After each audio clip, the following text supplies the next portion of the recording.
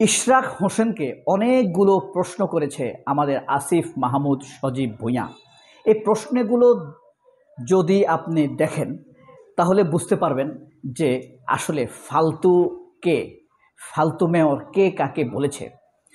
আগে বলি ফালতু শব্দটা কি। ফালতু মানে হলো অকেজো, অকর্মণ্য। শব্দটা অত খারাপ নয়, স্টুপিড, অথর্ব, বিরক্তি সৃষ্টিকারী, যার কাছে আর কিচ্ছু আশা করা যায় না, এটাই হলো ফালতু। এখন বাংলাদেশে যখন শেখ হাসিনার আত্মীয়, বাংলাদেশের খুনি, মুক্তিযুদ্ধের প্রধান ঠিকাদার শেখ হাসিনার আত্মীয় ফজলিনুর তাপসের সাথে যখন সাদেক হোসেন খোকার ছেলে ইশরাক হোসেন মেয়র প্রতিদ্বন্দ্বিতা করেছিলেন, তখন ইশরাক হোসেন হেরে যান। হেরে যাওয়ার পরেও মানুষ তাকে নিপীড়িত হওয়ার কারণে, নির্যাতিত হওয়ার কারণে, বঞ্চিত হওয়ার কারণে, ভিকটিম হওয়ার কারণে তাকে জনতার মেয়র বলে ডাকত। এই নিপীড়নের ডাক, মানবিক ডাকটি, ভালোবাসার ডাকটি এই ইশরাকের কাছে অহংকারে পরিণত হয়েছে।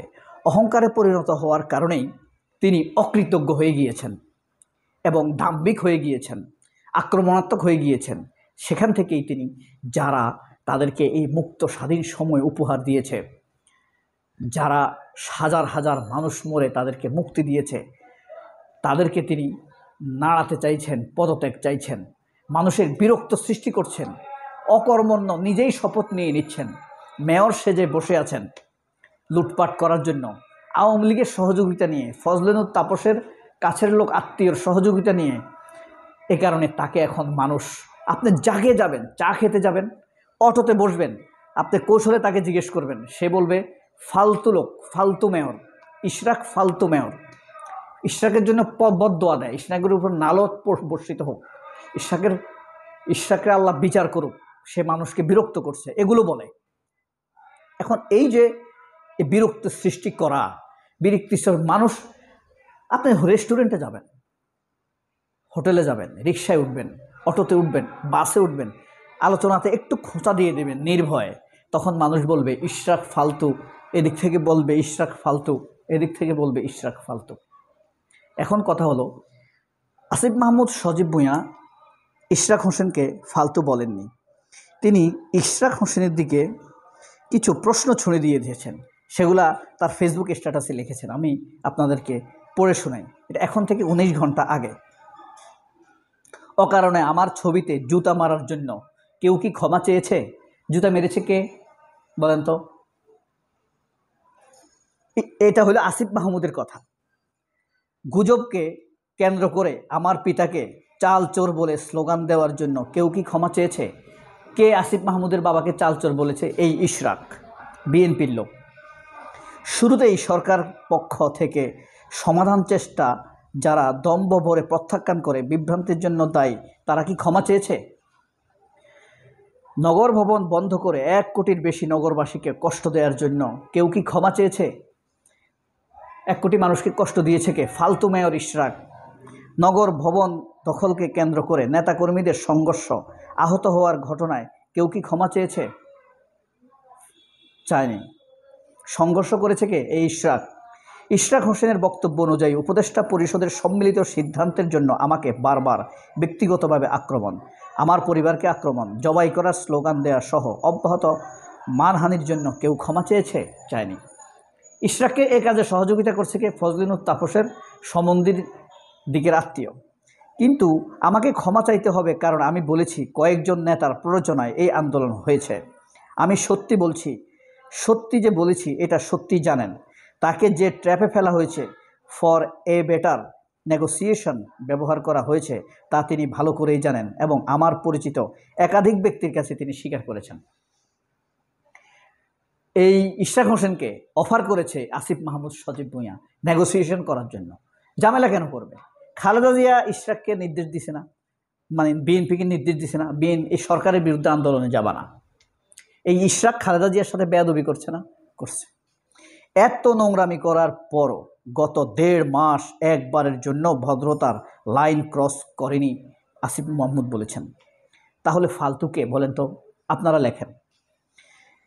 একবারও ব্যক্তি আক্রমণ করা কিংবা ছোট করে কথা বলা, আমার রাজনৈতিক পথ চলা কিংবা পরিবার কেউই আমাকে এই শিক্ষা দেয়নি। আমি ধৈর্য ধরেছি, জবাব দিইনি, বলেছি এসব অন্যায় জবাববিহীন থেকে যাবে এমনটা না, ইতিহাস সবাইকে যার যার প্রাপ্য বুঝে দেয়। বুঝতে পারছেন? আসিফ মাহমুদ সজীব ভুঁইয়া কিন্তু খুব কষ্ট পেয়ে এই কথাটি বলেছেন।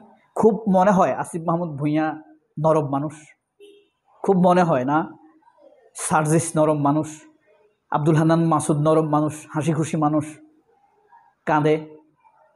এই কারণে চোরের কর্মচারী সালমান এফ রহমানের কামলা শুয়র খালেদ মহিউদ্দিন তাদেরকে যে এই যে পেলেই পাগলা কুকুরের মতো ক্যাঁ ক্যাঁ করে উঠে, ঘেউ ঘেউ করে উঠে, খুব নরম মনে হয় হাসনাত আবদুল্লাদেরকে।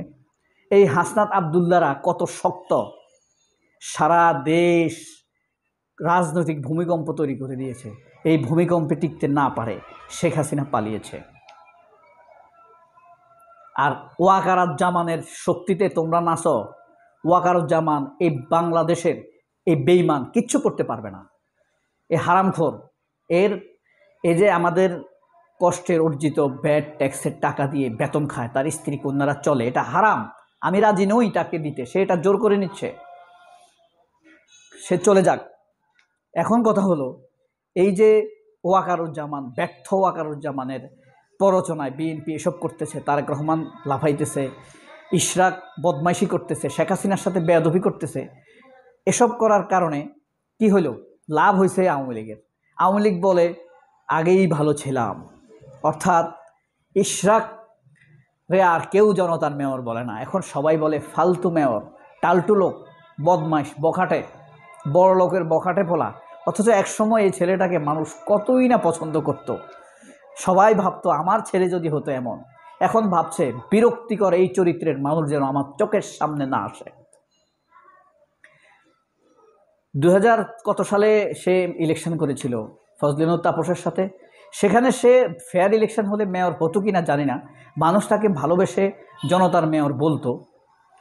কিন্তু দেখেন এই এখন যদি ফেয়ার ইলেকশন হয়, ইশরাক হবে না, আমি এটা দ্ব্যর্থহীনভাবে বলতে পারি।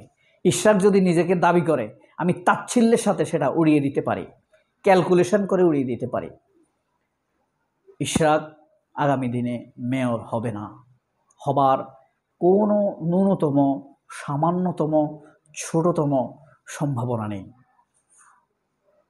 কারণ বিএনপির ভোট আগের মতো নেই, ঘুণের মতো ভেতর থেকে কুনকুন করে খেয়ে ফেলেছে। এখন একটি টোকা দিলেই শেখ হাসিনার মতো এটা পড়ে যাবে।